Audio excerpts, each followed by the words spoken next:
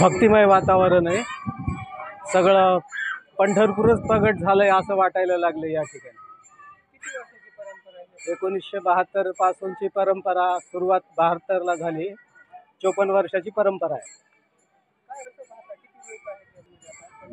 आता 4-5 हजार रुपये तरी लोक 4-5 हजार तरी सोबत द्यायला आहेत। 500 लोक तरी पंढरपूरसोबत असतील पायी।